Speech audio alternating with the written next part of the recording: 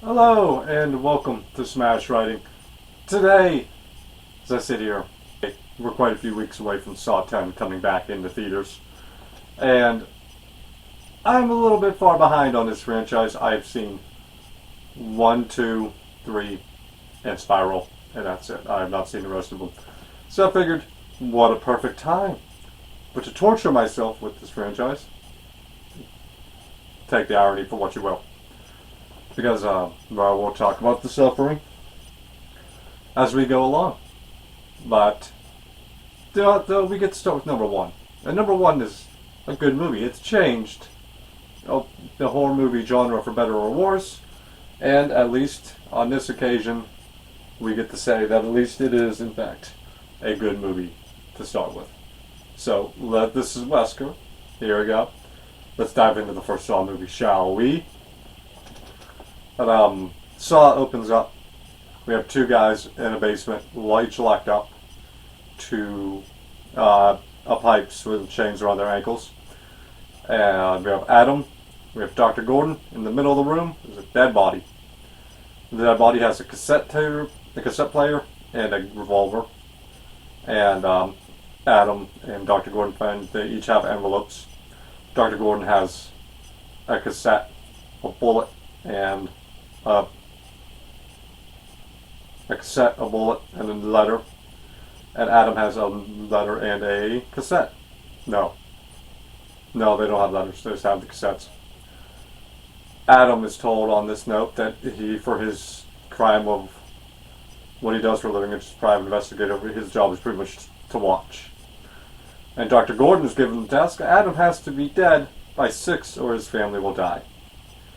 And then they follow some clues, they find some saws, and they find out quickly that they can't use that to cut the chains, but it's meant for their legs. And as they go along through this, Dr. Gordon realizes that they're dealing with the Jigsaw Killer. Something he was actually a suspect of a few months, 5 months back. Basically what Jigsaw does is he takes people he views as guilty or of not appreciating their life and puts them in a trap that's going to hurt them. Like the first one we see is a guy in a barbed wire box kind of deal, and he has a timer to run, and if he doesn't make it through the doors will close and he'll be stuck forever. He doesn't make it. And we meet Detective Tapp, Singh, and Carrie, I believe we meet Carrie here. And this has been going on for quite some time. We meet, they find a Dr. Penlight, which leads them to Gordon. And Tapp really believes Gordon is the guy. And they bring Gordon in. Gordon has an alibi, though. He has been having an affair. And he was with that woman. And it clears him, but they have him stick around and listen to the story of Amanda, who had a reverse bear trap on her head, and she just barely made it out. That was 5 months ago. Jump back to today. They're going through all this stuff, and you find out that Adam is a private investigator who was hired to track Dr. Gordon.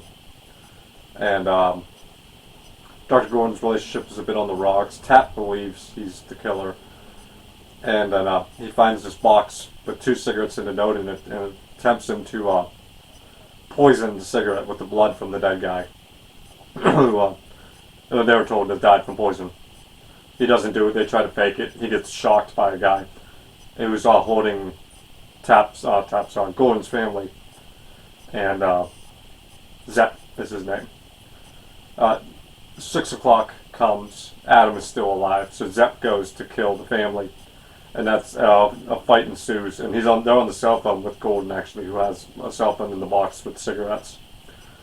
And all this a bunch of gunshots ring out. Gordon gets terrified.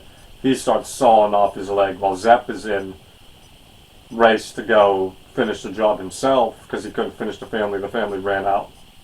So Zepp is running. Tapp is chasing after him. And Gordon finally cuts his way through. He shoots Adam, but he shoots him in the shoulder. So when Zepp comes in to finish the job, Adam attacks him and takes out Zepp. But then they realize Zepp has a player. Tapp Tap dies to Zep in the corridor before Zep makes it to the room. And when they take out Zep, they find a tape set on him, and he was being tested himself. He had to follow his own game, which is hold his family and do what he says. And Gordon, he starts crawling his way out. He's going to go find help, leaving Adam alone. And the body rises up. And Jigsaw has been in the room the entire time. He was faking his death. And he tells him the key is in that bathtub. And when Adam woke up, he was in the bathtub. The key had gone down the drain. So essentially, when Jigsaw's closing the door and saying game over, he's sealing Adam's fate in this room. And that's where the movie ends. Oh, there's a bit of a subplot with Tap. During the 5 months he got suspended, he got thrown off the police force because him and Singh tried to raid a Jigsaw warehouse alone, and it went terribly wrong. Tap almost died when he had his neck slashed by Jigsaw, and Singh got his head blown away from a shotgun trap.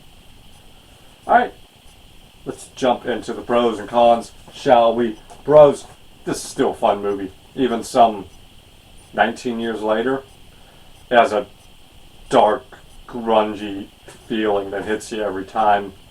The twist at the end, you're trying to figure out this puzzle, who this killer is, and then when you think it is, it proves wrong. It's actually the guy in the middle of the room, and that's still one of the best reveals. It was great and fantastic.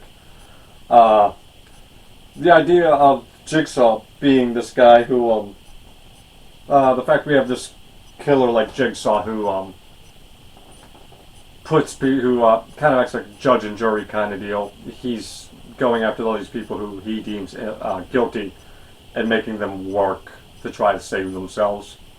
It is a unique concept. It's different other than just these people who are just killing you on sight, killing your parking garage, torturing you.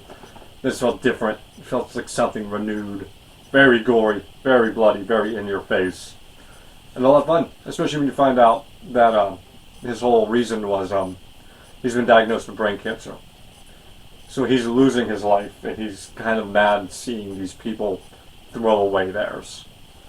All of it was a very unique idea, and very creative. And you get stuff like Billy the Puppet, and I Want to Play a Game, and Game Over, all becoming really iconic lines since this movie is released. Traps are all brutal. The reverse bear trap just looks brutal. It has a really good look, especially being that this is the first movie. After a while, you do get kind of tired of seeing it, but the first movie, it's good here. The acting, I was a bit heavy-handed, a bit hokey, but I think it added to everything else going on here, and really just helped make this feel like dirty, grungy movie I talked about earlier. Cary Elwes and Lee Whannell, they really carried it. They had really great chemistry together, being the two trapped in the room. Tobin Bell and Shawnee Smith I will go into more, but for an introduction this worked really well, introducing these two characters. And it's always a joy seeing Danny Glover. When's it not? No, his motivation though, like I said, I already praised it a bit. We'll talk about his motivation more in 2 and 3, because as they add to it, I think some of it starts falling apart. But outside of one minor negative I think this movie does have is some of the camera shots are a bit off-putting for me. I know like they're iconic, but like when you're looking at a man just shaking like crazy, and the reverse bear trap and the camera work just, if it was slowed down about a notch or two, I would not have a problem. But like, it's like a bit rough, because sometimes they nail it, that fast spinning camera angle. Sometimes they get it right, sometimes they didn't. It's a minor thing though, because that's my only real complaint about this movie. I don't really have many flaws to complain about in part 1. Everything that I've said it is works perfectly for it. The dirtiness, the grunginess, the brutality, all of it really sits really well here. And for that, it gets an A. That's my final grade. I will see you for Saw 2, as always. Bye-bye.